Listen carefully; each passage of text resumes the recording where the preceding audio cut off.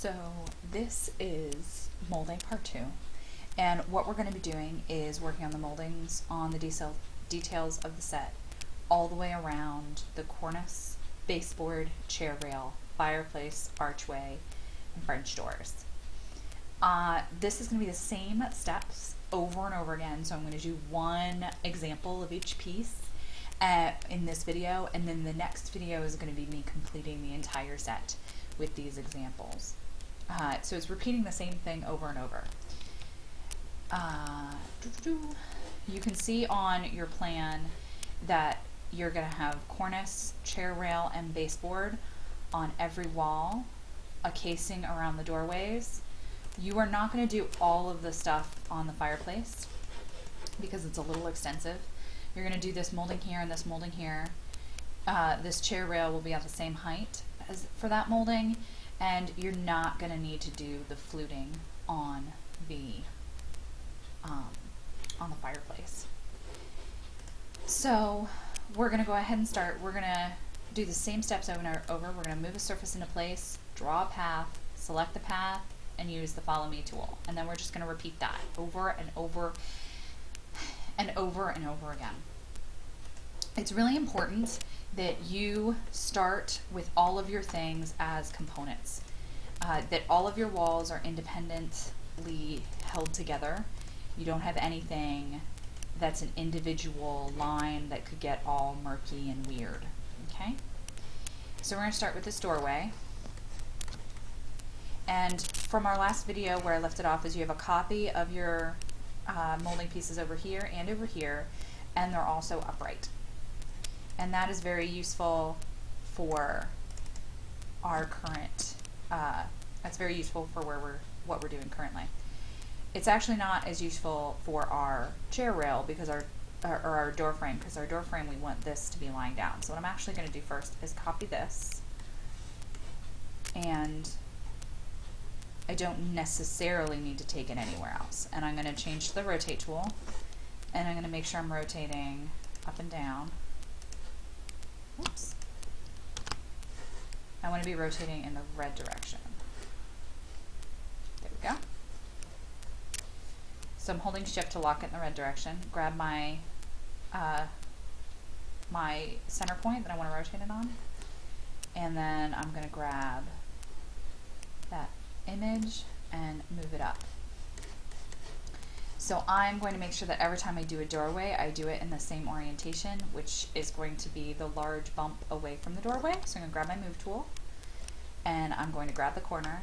I'm making sure that the entire object is selected. When I go to move it, I'm going to tap the control key so that I'm making a copy. And I'm going to come over here and I'm going to place it on this wall. Now I'm actually going to place it, I want this small edge to be right here by the door, so I'm going to grab it here and I'm going to place it by the door.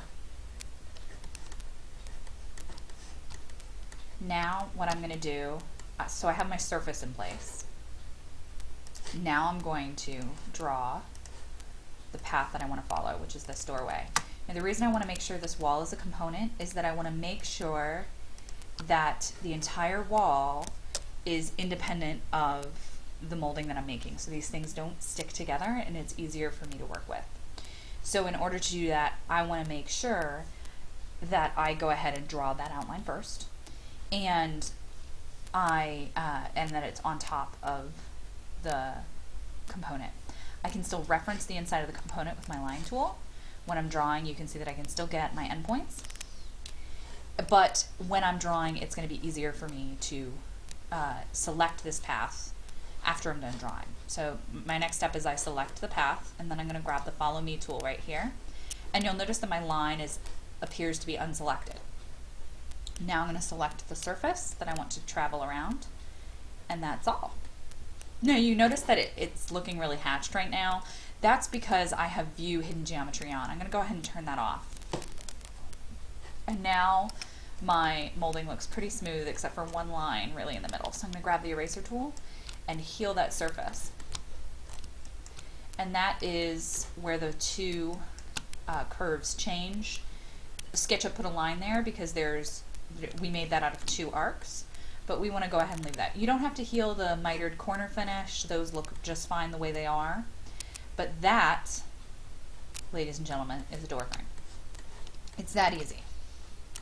Now when you're making a baseboard, a chair rail, or anything of the like, you are going to be putting your chair rail at a prescribed height.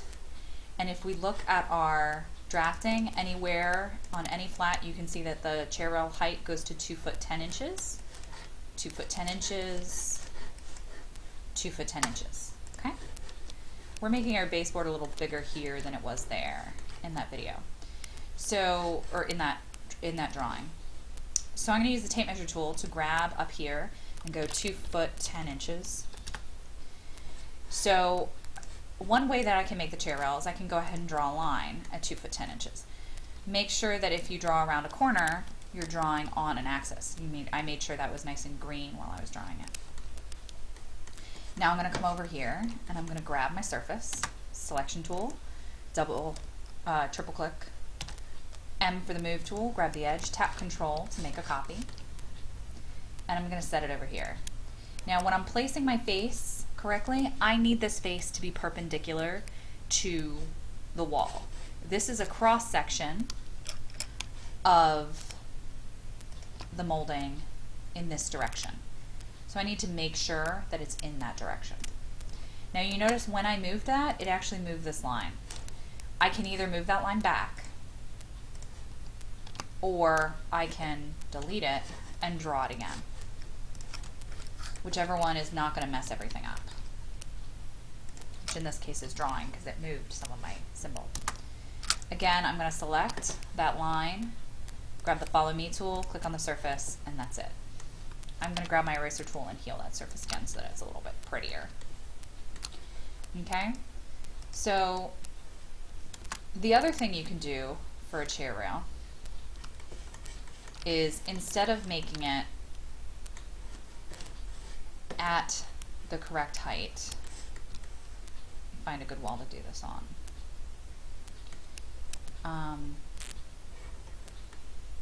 Probably this one back here. What we can do is actually draw our line at the base of this wall.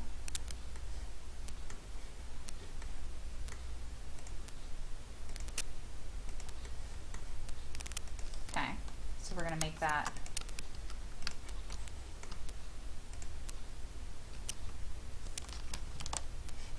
line tool.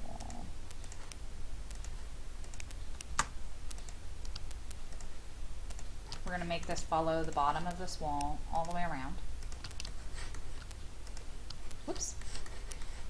Again, you really have to hold shift in order to select. One of the things that I like to do, however, is select everything you can see from one view and then turn it so that you can select the holes. If you select something accidentally, like this wall that I just selected here, you can select it again to deselect it.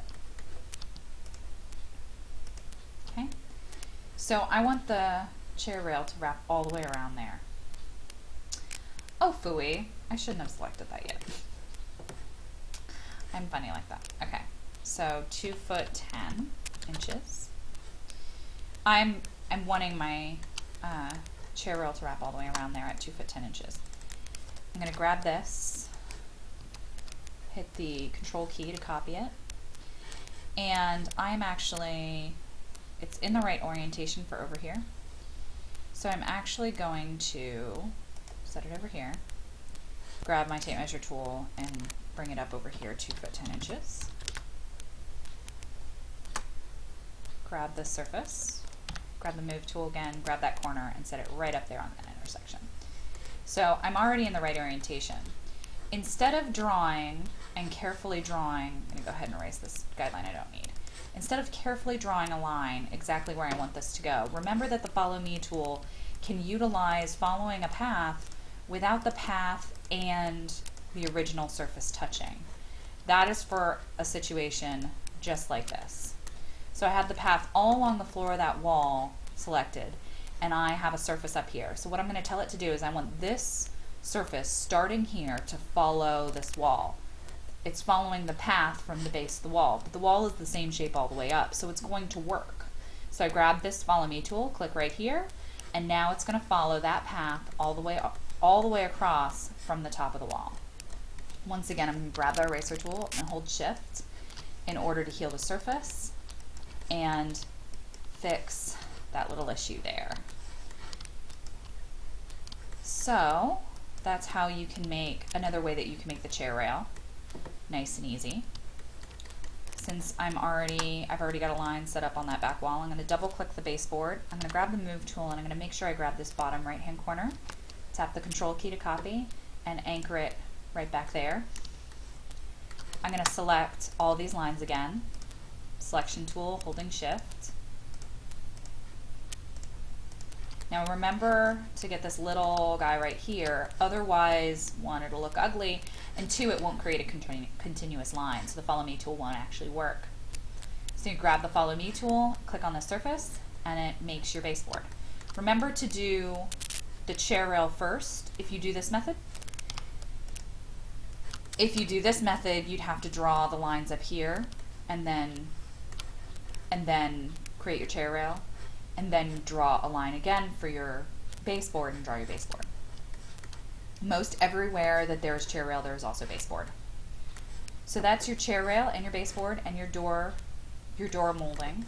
Your door molding will appear again on the two bookshelves and the French doors. Your chair rail and baseboard goes all around the entire set. You can also see it in your drafting where there is chair rail and where there's baseboard. There is no chair rail back by the stairs. The stairs only has baseboard, so that's a nice additive bonus. And now we're also going to do molding on the fireplace, on the archway, which is right here on the archway, and the cornice molding. So I'll show that to you real quick. When you do the cornice molding, you're going to do the same thing that we did everywhere else. You're going to grab it, place it on a wall. Now you really want this to be in the right orientation. We're going to take this around this corner automatically. I'm going to hold shift over here so it's on the blue axis, grab the center to pivot, and then move so that that dashed line coming off of it is even with the wall. That way it's nice and perpendicular. And that's going to give us the right look. I'm going to grab our line tool and draw, make sure I get the corner, and draw the top of our wall. There we go. Keep in mind that if you're not really close to it, since there is so much geometry in this model, it's already going to want to do some things for you that you might not want it to do. So it's going to want to attach to something back here, so you may need to zoom in pretty far. Again, select your line, follow me tool, click on the follow me tool. And now, look at how pretty that is. Ta-da! Once again, that same kind of change direction part, you're going to have two lines to heal on this one. You have a change direction part here at the top and a change direction part here, so you're going to have to heal both of those. But that's no big deal. One of the things I do want to caution you about, however, is making sure that you, whoop, little thinking there, is making sure that you go back to your original piece in order to draw it again. Notice that I accidentally forgot to copy my piece. So before I forget, I'm going to come over here, grab the move tool, tap the copy key, and, give myself my little piece right here. And the reason that is let's go ahead and watch me do a cornice piece with a already used surface. So you might be thinking to yourself, hey, I deleted it, but it's no big deal, there's one right here. I'm going to double click on this, and I'm going to tap the move tool, and I'm going to pull this out, and I'm going to tap the copy key, and hey, I've got one. It's exactly the same as what Jennifer was using before, right? No big deal. No big deal at all. So I'm going to stick it right here, and I'm going to rotate it. Make sure I'm blue. Grab my center point, grab my end, make it flush to the wall, grab my line tool, and you think you're so good right now. You think you've got it all figured out. I don't know, maybe you do have it all figured out. No, I'm just kidding. Alright, so you select that line, You grab the Follow Me tool and you click on your surface. Now look at it. What just happened? What on earth just happened? You've got all these lines. Oh my gosh. And the reason you have all these lines is because remember that SketchUp actually makes curves with all sorts of facets in them and all sorts of faces. Your first original image is much smoother than the SketchUp reproduced image. So once you've made something off of that original item, it gets all these facets on it. So you could, if you accidentally make one wall like this, like we talked about before, you can always fix something. So I can hide all of these, but you know what's easier? It's way easier to undo. It's way easier to undo. Delete that surface. Go back to my original surface, grab the Move tool. Tap Control this time.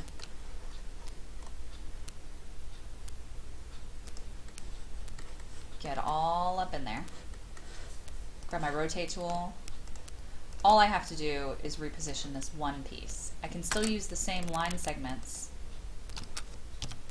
I accidentally undid them so they don't exist anymore. But I can still use the same line segments. And then grab the Follow Me tool, click on that surface, and I'm finished. And once again, I only have two little pieces to hide, instead of hiding the dozens of pieces that were there before. Now don't worry about this molding being a weird color. It happens. It's because I extruded one side of the molding instead of the other side. The last piece is going to be your crown molding, and I'm going to go ahead and show you how to do that on the archway instead of the fireplace. So you're going to use this molding right here. Grab it, grab the Move tool, tap the Control key to make a copy, and I'm going to come bring this up here, and I want this to be flush with this edge, but it's a little wonky. Okay, so I'm going to make a line with the tape measure tool that comes out so that when I grab this piece and grab the Move tool, I can lock it to that. And I can lock it to that guideline, just like this. And I want to make sure that it's intersecting that. I'm going to grab Rotate tool, do the same thing I've been doing with everybody else. Rotate to that point, and draw a line tool, draw my line. And I'm going to just draw it along the top. You'll notice that when you're doing some navigating in here, it becomes a little bit difficult because you've got a lot of geometry and a lot of things that get in the way of the camera. And because of that, you're going to have to deal with losing vision and not letting it bother you. Just move around until you get to a place where you can see what you need to see. Again, I drew my line, selected my line, and used my tool. Used my Follow Me tool.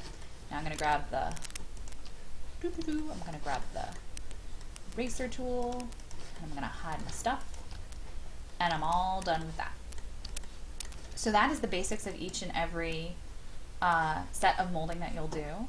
I'm going to do the rest of the model with you in the next video, but generally you should be able to do it from here on out. And that is all.